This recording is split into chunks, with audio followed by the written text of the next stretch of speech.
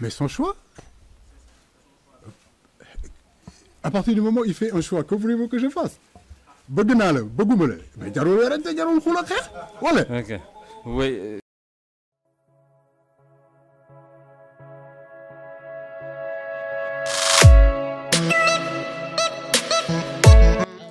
Salut les amis, j'espère que vous allez bien. On se retrouve pour une nouvelle vidéo sur FootSen.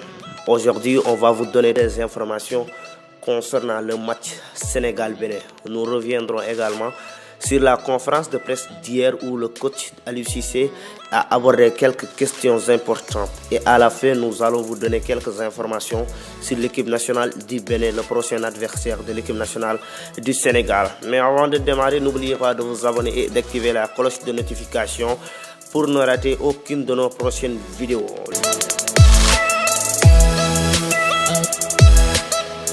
Le Sénégal et le Bénin s'affronteront ce samedi 4 juin 2022 à partir de 19 h au stade Maître Abdoulaye Wade de Diamniadio. Ce match compte pour la première journée des qualifications de la Coupe d'Afrique des Nations 2023 qui se déroulera en Côte d'Ivoire. Le vendredi dernier, Aliou Cissé avait publié sa liste de 26 joueurs qui devront disputer ce match-là, mais également le match face au Rwanda. Pour le premier galop d'entraînement des Lions, 25 joueurs ont foulé la pelouse du stade Maître Abdoulaye Wade. Seul Sadio Mané manque à l'appel puisqu'il a disputé le samedi dernier la finale de la Ligue des Champions qu'il a perdu face au Real Madrid. Il est ensuite retourné en Angleterre pour fêter leurs 2 titres. Mais d'après les informations qu'on a reçues, le numéro 10 des Lions rejoindra ses coéquipiers dans quelques heures pour pouvoir préparer le match face au Bénin. Mais à part Sadio Mané, tous les autres étaient présents. Les cadres de l'équipe comme Kalidou Koulibaly, Edouard Mendy, Idrissa Gana Gueye, Cheikhou Kouyaté, les 3 nouveaux Iliman Ndiaye, Alpha Richard Diounkou et Demba Seck, mais également les autres Lions. Ils étaient tous là pour préparer le match. Mais avant le début de la séance d'entraînement, le sélectionneur de l'équipe nationale du Sénégal, Aliou Cissé, a fait face à la presse et il a répondu à quelques questions importantes, dont le cas Boubacar Kamara, Noah Fadiga et également Moussa Niakhaté. En réalité, il n'y a pas de cas Boubacar Kamara. Je veux dire, si vous regardez ce que je disais au mois de mars dernier, c'est que nous, c'était le profil de Pape Gueye qu'on était en train d'aller chercher. On est allé le chercher, mais on regardait aussi le profil de Boubacar Kamara. Maintenant, n'oubliez pas Kalidou Koulibaly, Edouard Mendy, Pape Gueye, pour ne citer que.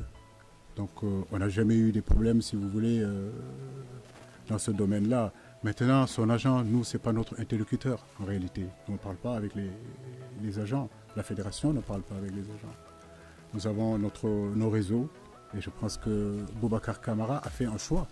Et ce choix-là, il faut le respecter. C'est tout, il faut le respecter. Et moi, je respecte ce choix-là et je lui souhaite de bonnes chances. Je préfère qu'on nous parle surtout des joueurs qui sont intéressés, qui sont là, que de parler d'un joueur qui n'est pas là. Moi, je respecte son choix et je crois que la Fédération sénégalaise de football aussi respecte ce choix-là. Je pense que c'est important aussi dans ces périodes-là d'ouvrir l'équipe. Ça aurait pu être Noah Fadiga, ça aurait pu être aussi John Lepi et d'autres joueurs aussi comme Moussa Niakhaté aussi qui veulent venir en équipe nationale. Mais comme vous le savez, on n'a que 2 matchs et on ne peut pas appeler tout le monde. Concernant l'équipe nationale du Bénin, ils vont rallier Dakar, la capitale sénégalaise, d'ici jeudi.